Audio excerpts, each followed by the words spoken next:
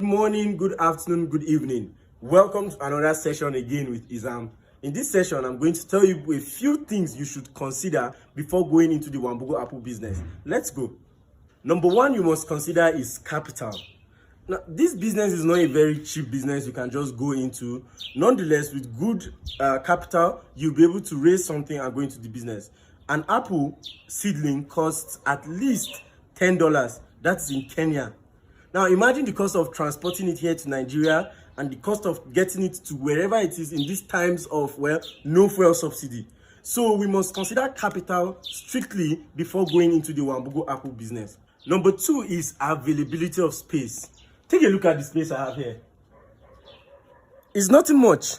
Now, I know the disadvantages of starting in a small space like that, but I want to assure you that by God's grace, I'm getting a bigger space. Nonetheless, before that, starting in a small space like this is possible, but it's a bit constraining. It stops you from going as large as you want at the beginning. Nonetheless, space is something you must consider when going into the Wambugo Apple business.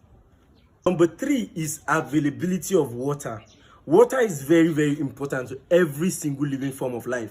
You know that, and I know that. So why not they get enough water? Now, without enough water, when they even come to flower, they begin to abort. You notice your tree is flowering, but it's aborting. Without water, the size that it's supposed to reach, at the time it's supposed to reach it, it wouldn't get there. That target you're having, it wouldn't get there. You see a plant that you water so well, and a plant that you don't water so well, and you notice that the one you don't water so well is like a younger brother to the one that you're watering well.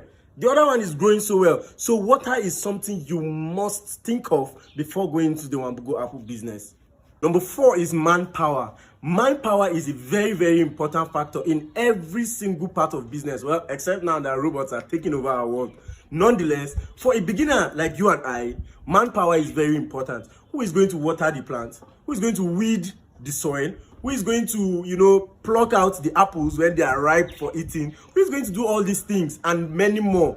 So this manpower, it could be you. As a starter, it should even be you. But not if you are busy, someone else can do it. So you must consider the availability of manpower. You can't just plant these Wambugo apples and let them just get there on their own. You come and meet maybe dead things there. So that is something, again, you must consider before going into the Wambugo apples. The fifth thing you should consider before going into Wambugo apple farming is the suitable soil. Now, you don't plant a Wambugo apple just anywhere. Something you must know is Wambugo apples don't do well in soils that hold so much water.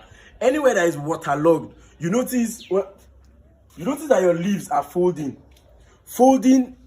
this way.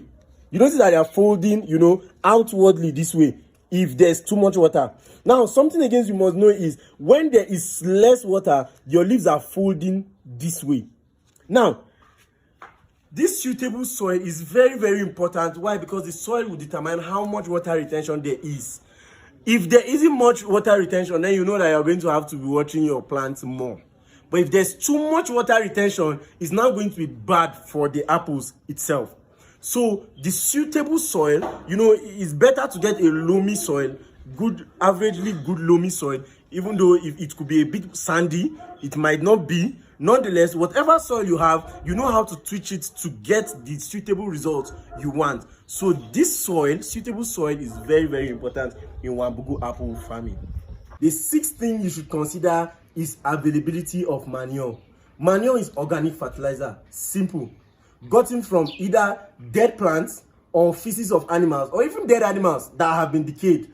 Now, each of these things must decay to become manure. Nonetheless, the manure we are specific about right now is the one gotten from herbivores, feces of herbivores. What I'm talking about is sheep, goats, cows, not chickens, not pigs, because those ones also eat meat, which means they are omnivores, and this meat could be infected. Now, it might infect the root of your Wambugo apples, and just to be safe, not all of the feces are infected, but just to be safe, use the ones from herbivores purely.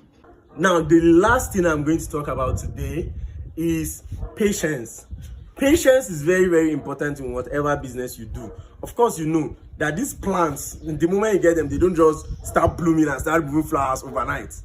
It takes at least 9 to 12 months for your Wambugo apples to start flowering before removing fruit. So you must be patient enough to wait for them.